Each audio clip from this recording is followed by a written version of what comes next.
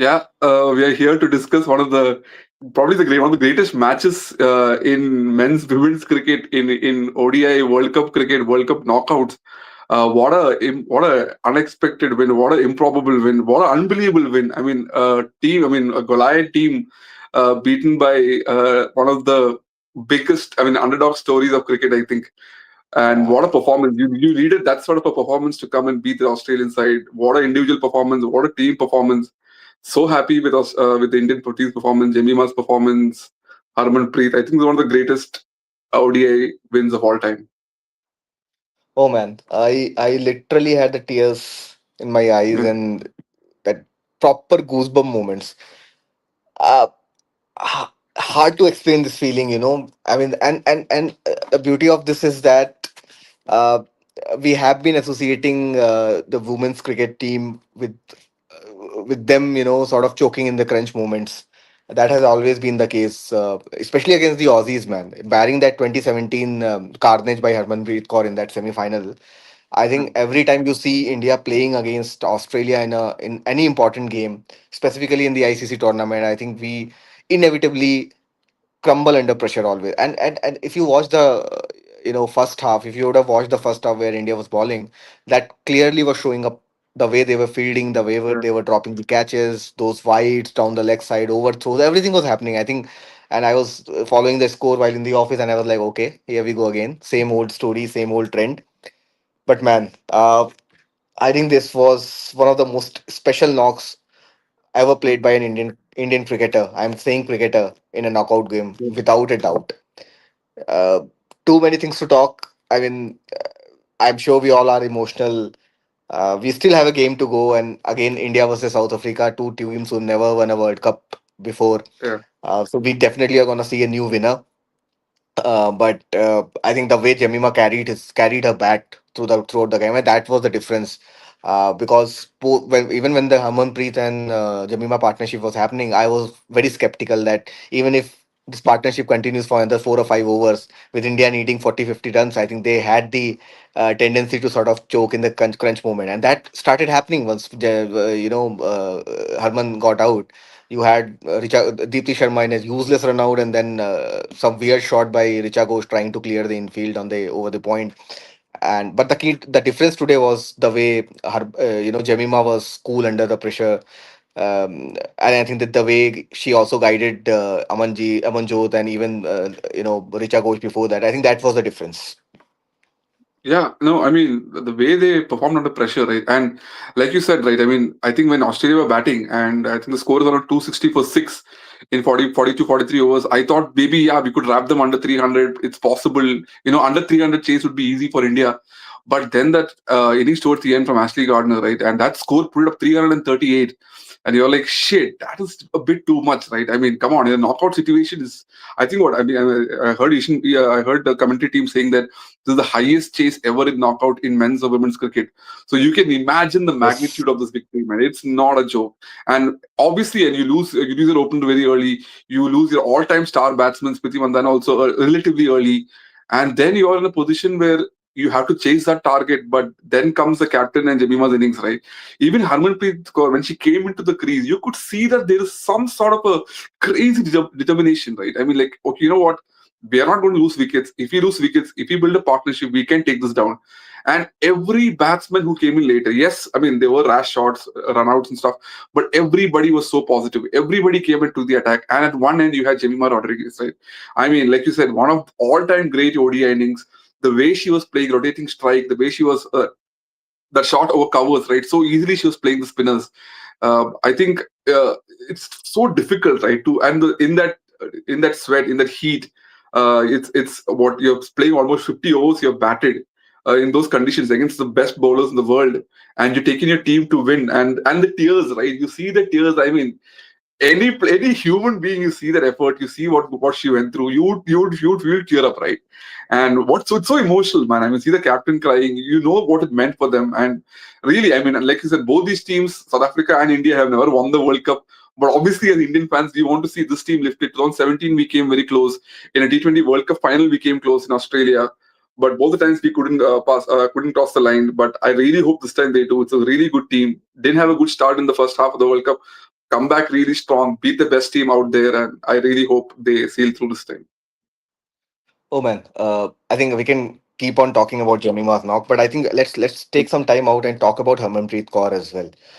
Yeah. So Harman has been under tremendous pressure. I think I had been discussing this with a lot of friends that Harman Preet has been given a lot of free rights, wherein any other captain, especially on the men's side, it would have been probably right under scrutiny with all those losses which India have had over the past 5 or 6 years under her captaincy, and the question mark as a player as well, wherein post that 2017 World Cup semi-final, I don't remember Herman playing any defining knock in any format of the game, and that was clearly showing. Even the media was getting frustrated, fans were getting frustrated. Uh, but today, man, she showed up. She showed up big time, and make no mistake, that knock was no mean feat. A lot of people might forget that because of obviously Jemima's 100, but I mean that probably uh, set up the tempo and maintain the tempo throughout those 15, 20, 25 overs till till the good 40th over.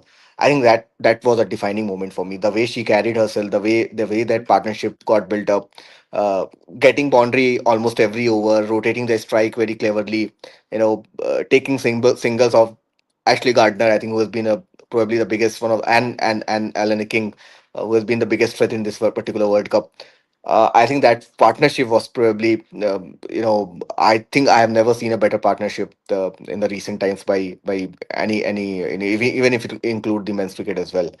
So kudos to Harmanpreet delivering under pressure, and right, like you mentioned, the tears in the eyes were obvious because she was always right. I'm pretty sure अगर ये game हम हारते, I think this probably could have Yeah. been the end of Harman's Yeah. career, ODI career for sure, the captaincy and as well as the career. But I think what she has done is she has shown her true character, that when it mattered the most. I know she has been guilty of playing, a lot of rash shots, losing the plot at key moments. But I think over here, she held her nerve. She paid a big part. Even after losing the wicket, I think India were in a position. And make no mistake, it was really a good track to bat on as well. And the dew Yeah. obviously helped India. But nothing away from Harmanpreet Kaur and obviously Jemimah. I mean, that was, like you mentioned, probably one of the best knockout knocks you will ever see in World Cup history.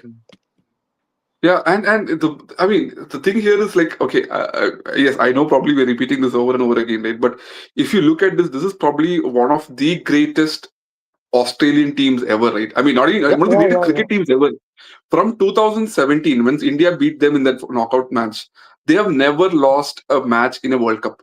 This is the greatest. I mean, if you have men's, women's cricket sides, this team is unbeatable. And even if you name an all-time 11 of Australia, 3 or 4 players from this side will end up in that side. It's that good a side. And again, even in this World Cup, they were just thrashing everyone. Yes, the match against India initially was close. They got through towards the end, but we really put up a good fight. That probably gave confidence to Indian team. Like, you know what? If they come again, we have given a good fight earlier. We can give a good fight again. But make no mistake, this is one of the best teams you can play against in a knockout. They have set up a 338 run target. I mean, most teams, you see that scorecard only, you're like, oh shit, why do you even try? But man, I mean, this is like we talk about again. I don't want to begin the men's cricket, right? It's not fair, but we've seen a lot of perfect chases there. But this is a textbook perfect chase, right? Like you mentioned, they never let the tempo go. I think that Harmanpreet innings, along with Jemimah, I mean, obviously she's a senior player, right? But Jemimah was there throughout with her as well, and they never let the tempo down. The shots from mid wicket, man. I mean, the calmness she's playing those shots, it was just unbelievable. And I mean, just hats off to both the players. And like we mentioned, right, those wickets fell towards the end. And I think a big reason for not India not collapsing was Jemima being there. She kept telling the other players that, you know what, let's work together around this. And having a player who's played all those balls in the pitch, seeing the conditions, it's very important. A new player coming in is always difficult. And you lose two quick wickets. Right? If Jemima and Harmanpreet had got out together, it would have been Yeah. very difficult. And you know the Australians, man. I mean, yes, we saw drop catches today, and that is very unlike unlike of the Australia you're discussing that, right? But they won't give chances, man. I mean, even the catch Ashley Gardner took, right? What a catch that was. So I really don't think that these guys give much out of it, and that just that partnership was so crucial for India, and that set up the whole tone for the innings. But I think, yeah, I mean, we have to discuss Jemimah's innings, right? She's what, 20, 25, 26, and I think this is like what, and she scored 200 so far. That's it, right? I think I was checking in 50 odd innings. That's what she has. And this is like maybe the coming of age, right? I mean, you've seen Smriti Mandana; she's being considered the mainstay of the Indian batting lineup. You obviously have Harmanpreet Singh, you have Harmanpreet Kaur, you have players like Deepti Sharma coming through. But this is the innings that brings her to the big stage, right? I mean, you can see that she can take the responsibility. And I think there was also mentioned that she's not played too long at one down. A good big responsibility also for her coming through and taking the team through, man. I mean, nothing more satisfying than being there when the team wins it. And I mean, I don't know what to talk about these innings, right? We've seen so many great innings, but this has to be there on top. I mean, I saw some stat that this was Jemima's third inning as a number three batter, and Mm. was her second hundred in those three innings, or something like that. Oh, wow. So Okay. yeah, Mm. yeah. So I'm really surprised that she has not got enough chances Got at number three, and she has gone back. I think when she burst into the scene like 4 or 5 years ago, she was pretty young, 19 or 20. I think it. there was her game was all timing, and she is still a timing based player. I mean, she's not a power hitter like a Richa Ghosh, Yeah. but again, she has worked on her fitness. She has worked on the power factor as well, and now she's capable of clearing the ropes as well. And I think a couple of years earlier, when she played in that. For oval sixers in that T10 100 ball cricket tournament, right? She created an impact, and I've Yeah. been following her career very closely, and probably that was the turning point for her in her career, as a modern day batter.